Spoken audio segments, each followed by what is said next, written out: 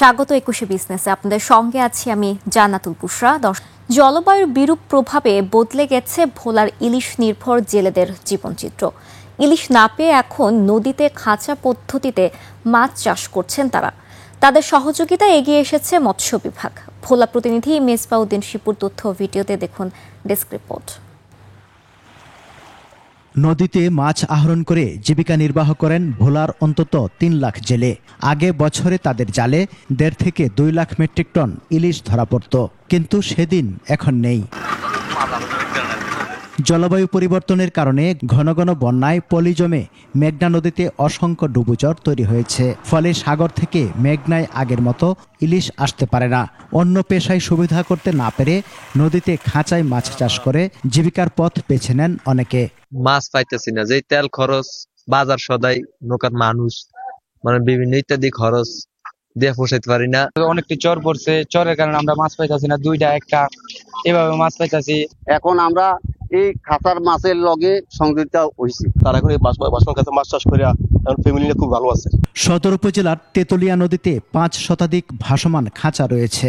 এর বাইরে ৭ উপজেলায় বিভিন্ন নদী ও খালে রয়েছে আরো ৩ শতাধিক খাঁচায় মাছ চাষি। সব মিলে যদি ৩০,০০০ টাকা যায়, ১,০০০ টাকা সহকারে, তাহলে আমরা ৪২ থেকে ৪৫,০০০ টাকা আমাদের। নদীতে যখন মাছ চাষ করে স্রোত, মাছ মারা যায়, কিন্তু এখানে আসার পর দেখলাম না, কোনো মাছ মারা যাচ্ছে না। মাছ চাষের যে ঘাটতিটা ওইটা পূরণ হইতাছে, আবার বেকারত্ব দূর হইতাছে। মৎস্য বিভাগ ছাড়াও জেলেদের বিনামূল্যে খাঁচা, মাছের পোনা ও প্রশিক্ষণ দিয়ে সহায়তা করছে একটি বেসরকারি সংস্থা।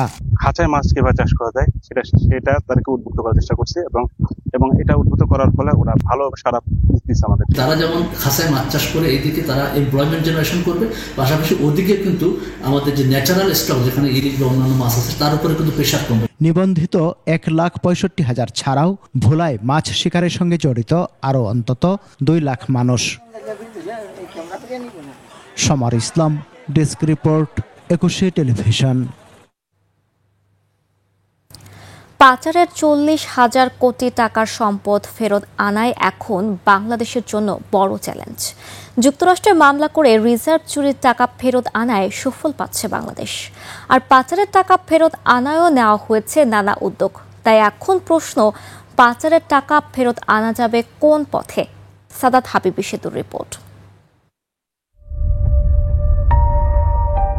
বাংলাদেশ থেকে অর্থ পাচার করে বিশ্বের ৯ দেশে ৪০,০০০ কোটি টাকার সম্পদ তৈরি করেছেন পাচারকারীরা।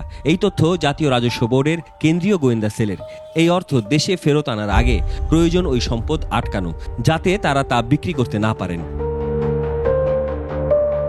যে প্রক্রিয়াটায় অর্থ পাচার হয়েছে সেটা সম্পর্কে আমাদের কর্মকর্তাদের একটা আগের তুলনায় স্পষ্টতর ধারণা হয়েছে, এটা ইতিবাচক। জুনে বাংলাদেশ ব্যাংকের তথ্য ও আবেদনে যুক্তরাজ্যের national crime agency NCA Salman F রহমানের পরিবারের সদস্যদের মালিকানাধীন ৯ কোটি পাউন্ড আর সাবেক ভূমিমন্ত্রী সাইফুজ্জামান চৌধুরীর ১৭ কোটি পাউন্ড মূল্যের সম্পদ জব্দ করেছে। এই প্রক্রিয়া এগিয়ে নিতে সরকার এরই মধ্যে বিদেশে পরামর্শক নিয়োগ করেছে, মামলা করারও সিদ্ধান্ত নিয়েছে। আর দেশীয় আইনেও পরিবর্তন হবে। একটা মামলা ফাইল করতে হবে এবং মামলা ফাইল করে সেটার সাথে সাথে একটা অর্ডার আপনাকে কোর্ট থেকে নিতে হবে, যে আইদার ফ্রিজিং অর্ডার বা আপনাকে নরমালি যেটা করে যে ফ্রিজিং অর্ডার নেওয়াটা। এনবিআর এর কেন্দ্রীয় গোয়েন্দা সেল বলছে, মোট ৯ দেশে এমন ৩৫২ পাসপোর্টের সন্ধান মিলেছে যা টাকার বিনিময়ে অর্জন করা। একই সাথে বাংলাদেশ থেকে ব্যক্তি ও প্রতিষ্ঠানের নামে অর্থ পাচার করে গড়ে তোলা ৩৪৬টি সম্পত্তির সন্ধান মিলেছে, যার মূল্য প্রায় ৪০,০০০ কোটি টাকা। এবং সেটা যদি না আনা যায় তাহলে তাদের কিন্তু দেশেও বৈধ সম্পদও থাকতে পারে। তখন ওইটার সাথে এটাকে সংযুক্ত করেও কিছুটা আদায় করা সম্ভব, এবং সেটা বাংলাদেশ ব্যাংকের টাস্ক ফোর্স সেভাবেও কিন্তু যাচ্ছে। আপনি যদি সেই সিকোয়েন্স বা সেই যদি চেইনটা যদি এস্টাবলিশ করতে না পারেন, তখন কিন্তু ওই দেশের যারা লয়ার বা স্পেশালি ওই দেশও কিন্তু আপনাকে টাকা রিটার্ন করতে চাবে না, কারণ তার দেশে কিন্তু এটা ফরেন ডাইরেক্ট ইনভেস্টমেন্ট। বাংলাদেশের এখন মূল কাজ হলো পাচার হওয়া এই অর্থের প্রমাণ সংগ্রহ করা এবং পাচারের অর্থে ওই সম্পদ কেনা হয়েছে তা প্রমাণ করা, যা আন্তর্জাতিক পর্যায়ে গ্রহণযোগ্য হবে।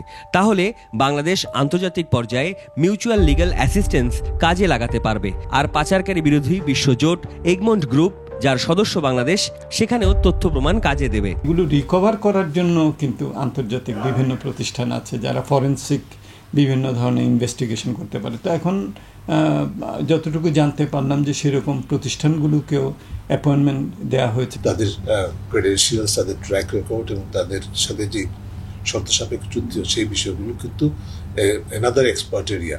এইগুলোকে বিবেচনায় নিয়েই কিন্তু আমাদেরকে অগ্রসর হতে হবে, যাতে করে আমরা আরেক দফা প্রতারিত না হই।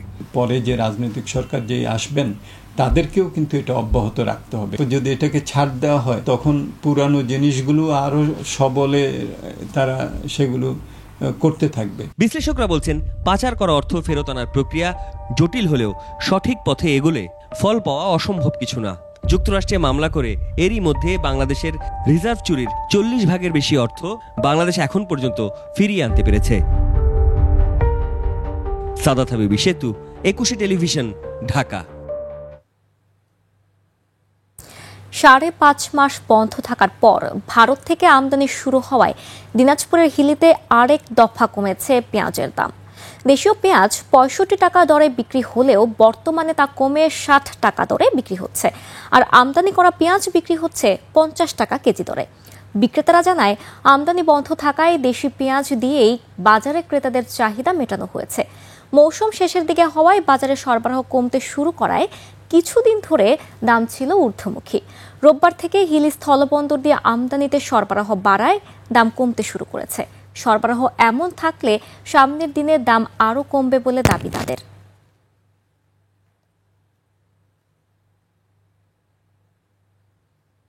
এবার এশিয়ার প্রধান শেয়ার বাজারের খবর।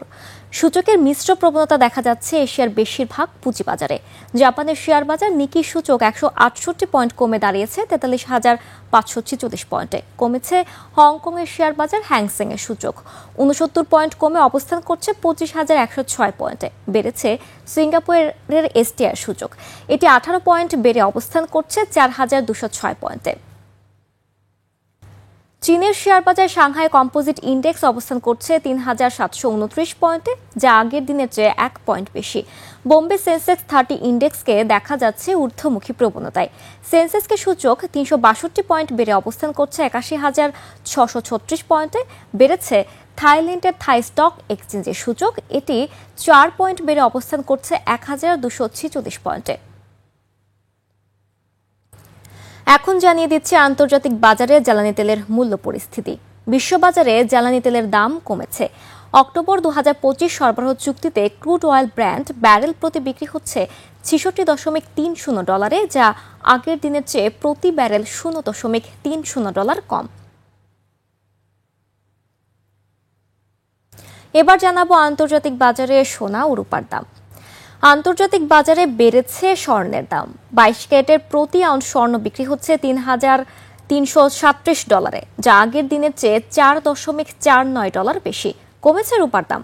প্রতি আউন্স রূপা বিক্রি হচ্ছে $37.90, যা আগের কার্যদিবসের তুলনায় $0.12 কম। এদিকে দেশের বাজারে অপরিবর্তিত রয়েছে সোনা ও রূপার দাম। 22 ক্যারেটের প্রতি গ্রাম স্বর্ণ বিক্রি হচ্ছে 14,712 টাকায়, আর একই মানের প্রতি গ্রাম রূপা বিক্রি হচ্ছে 241 টাকায়। আন্তর্জাতিক বাজারে গম, তুলা, চিনি ও সয়াবিন তেলের বাজার দর। বিশ্ববাজারে কমেছে গমের দাম।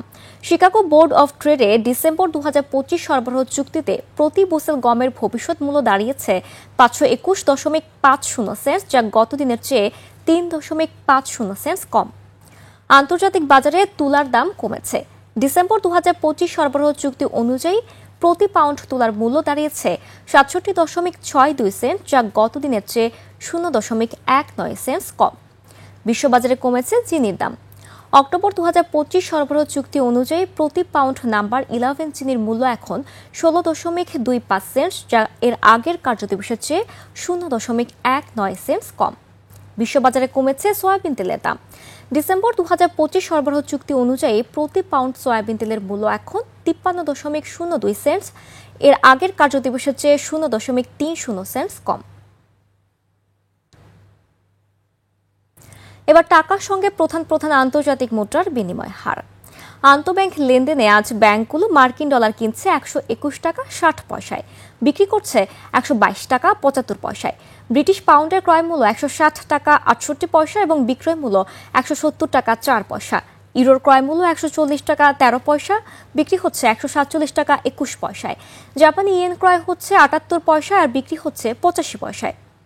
এদিকে ব্যাংকগুলো কানাডিয়ান ডলার কিনছে 87 টাকা 63 পয়সায়, বিক্রি করছে 90 টাকা 73 পয়সায়। ভারতীয় রুপির ক্রয় মূল্য 1 টাকা 32 পয়সা, বিক্রি হচ্ছে 1 টাকা 49 পয়সায়। সৌদি রিয়ালের ক্রয় মূল্য 32 টাকা 30 পয়সা এবং বিক্রয় মূল্য 33 টাকা 10 পয়সা। মালয়েশিয়ান রিঙ্গিত ক্রয় হচ্ছে 28 টাকা 61 পয়সা এবং আন্তঃব্যাংকে তা বিক্রি হচ্ছে 29 টাকা 53 পয়সা। এবার মুদ্রা বাজারের খবর। কলমানি সুদের হার এখন অনেক বেশি। ওভারনাইট বা একদিন মেয়াদি কলমানি রেট এখন উঠানামা করছে 9.5% থেকে 11% পর্যন্ত। গড় সুদ হার 9.97%। অপরিবর্তিত আছে রেপো রেট। রেপো রেট এখন 10%।